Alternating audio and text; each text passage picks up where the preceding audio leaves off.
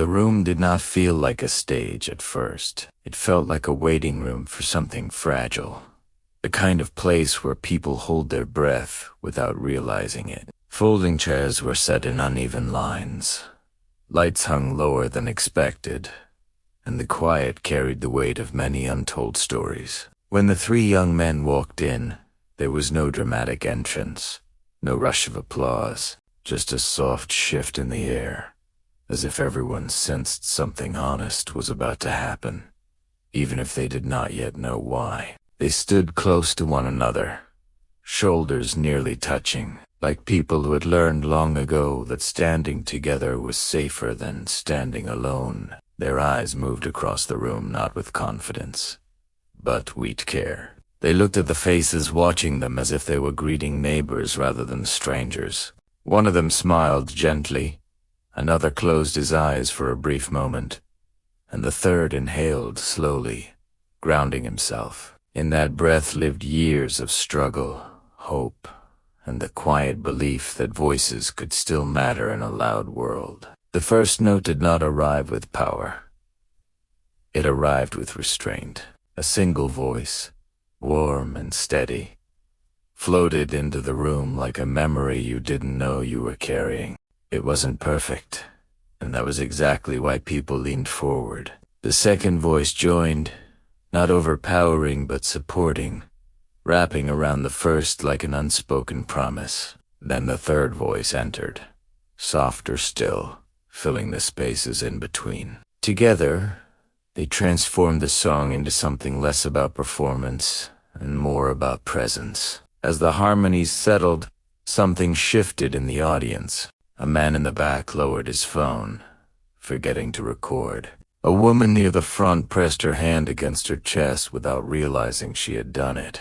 A teenager who had come only because a friend insisted suddenly felt tears sting his eyes. And didn't he understand why? The song was familiar, but it no longer belonged to the radio or memory. It belonged to this room, to these people, to these moments.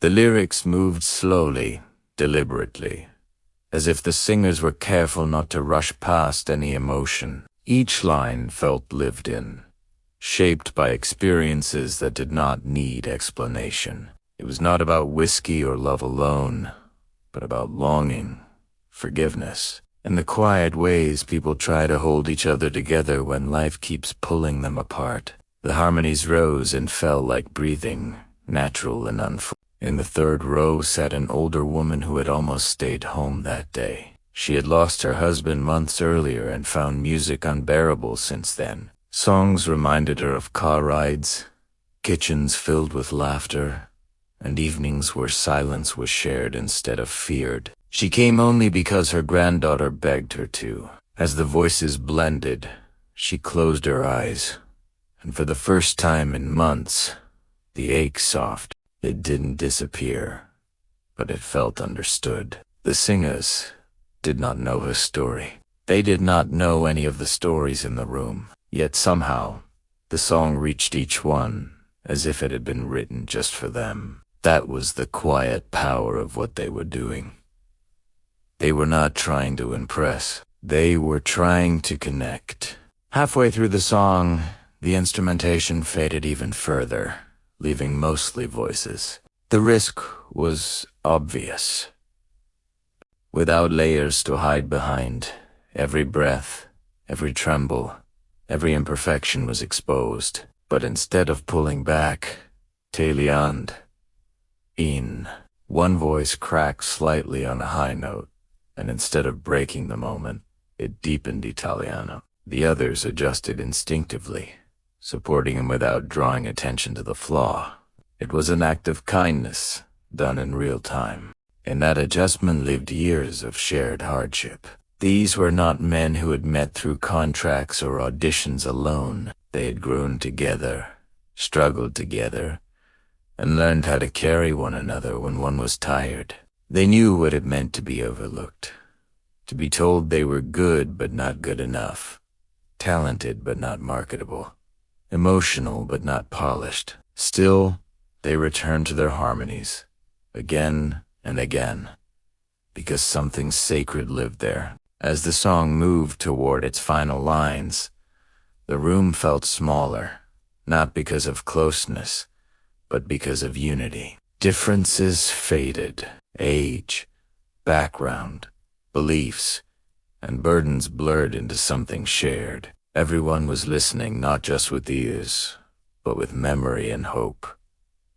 Then came the moment no one expected. As the final note lingered, one of the singers stepped slightly forward, not to speak, but to look. His eyes scanned the room, and they landed on the older woman wiping her face with trembling hands. For a brief second, the world seemed to pause. Without thinking, he nodded gently in her direction. It was a small gesture, almost invisible, but it carried recognition. "I see you. I'm glad you're here." She nodded back, tears flowing freely now, and smiled. In that exchange, something profound passed between them. No words were needed. Compassion had already spoken. The applause came late and softly at first, as if people were unsure whether clapping might break something delicate. Then it grew, not loud, but full. It was not the kind of applause meant to celebrate skill alone. It was gratitude. People were thanking the singers for giving voice to feelings they had been holding alone. Afterward, the room buzzed with quiet conversations. Strangers spoke to strangers, sharing stories they had never planned to tell. A man spoke about his brother he hadn't called in years. A young woman admitted she had been afraid to follow her passion. The song had opened something, not just hearts, but mouths, inviting honesty. The older woman approached the singers with slow steps. She did not ask for a picture. She did not speak at first. She simply placed her hand over her heart and said, "Thank you." One of them reached out and held her hand for a moment longer than expected. In that moment, he understood that music was not about stages or recognition. It was about service. Later, as the room emptied and the lights dimmed, the three singers sat together in silence. They were tired, but it was a good tired, the kind that comes from giving something real. One of them said quietly that he almost didn't come that day, doubting whether it mattered anymore. Another laughed softly and admitted he felt the same. The third looked at them and said that maybe that was why it mattered most. They left the room without fanfare, carrying their voices with them, ready to offer them again wherever they were needed. And the people who had listened carried something too. A reminder that kindness can arrive through harmony, that generosity can sound like a song, and that even in a divided world, three voices choosing to stand together can make others feel less alone. Long after the room was empty, the feeling remained. Not just the memory of a song, but the certainty that humanity still knows how to listen when someone is brave enough to sing from the heart.